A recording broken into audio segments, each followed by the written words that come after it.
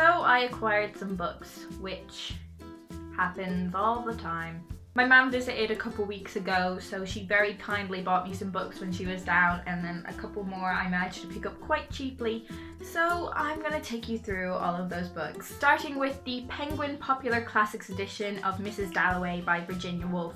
I really love the Penguin Popular Classics edition. I really like having them all stacked one on top of each other on my shelf. I think they look really nice all together. So this is set in London at the end of the First World War, and we see Clarissa, or Mrs. Dalloway, as she prepares for her summer parties.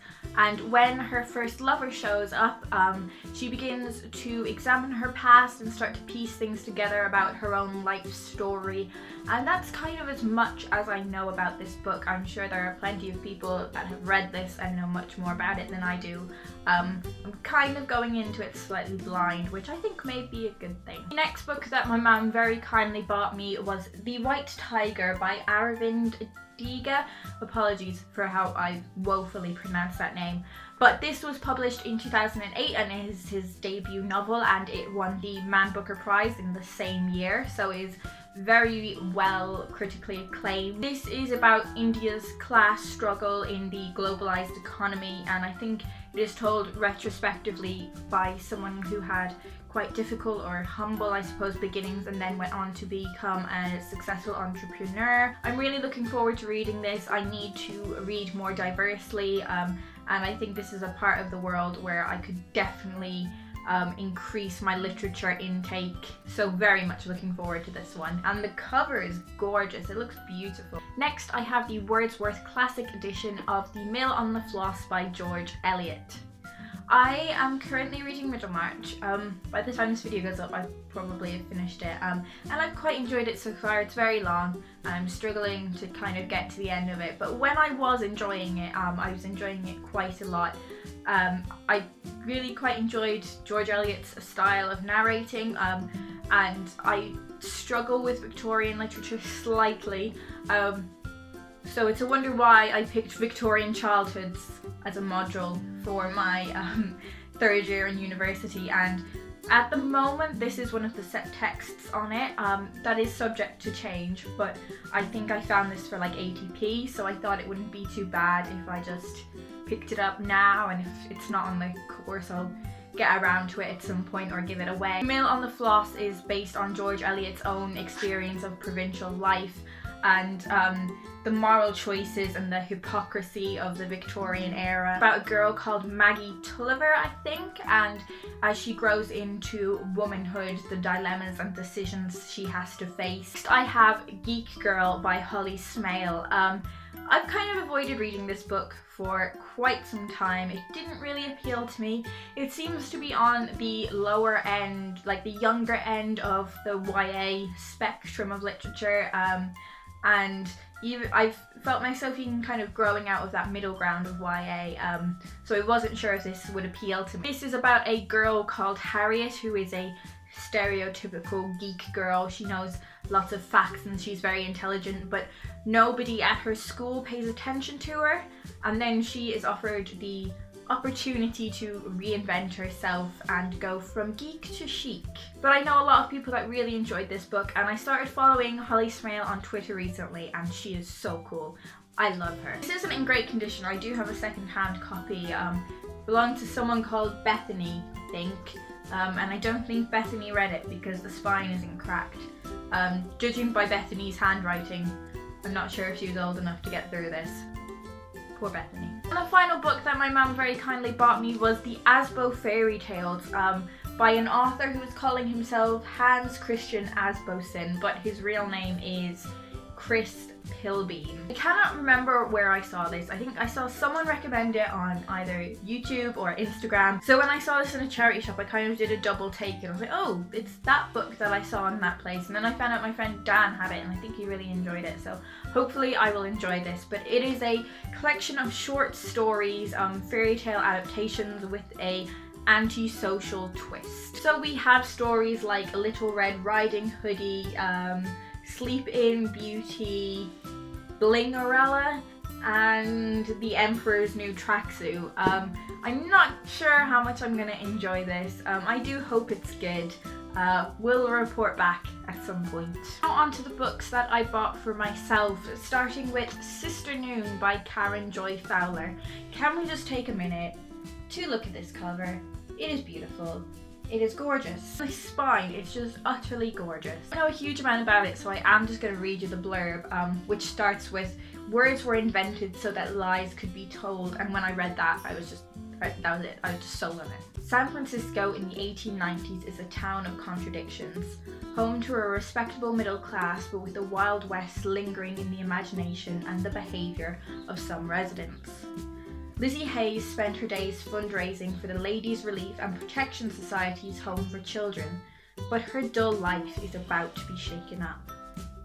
The mysterious and powerful Mrs. Pleasant appears at the orphanage one day with a child in tow, providing the spark that is Lizzie's liberation. With all of the wit, style and insight of Fowler's hit We Are All Completely Beside Ourselves, the beguilingly different Sister Noon will surprise and delight readers. I want to read this. I want to read it. I really want to read it. Next, I have a book that I don't know a huge amount about, but it did seem like it was following me everywhere. Like every bookshop I went to, be it, you know, like a chain store, an independent bookshop, or a charity shop, it felt like this book was following me.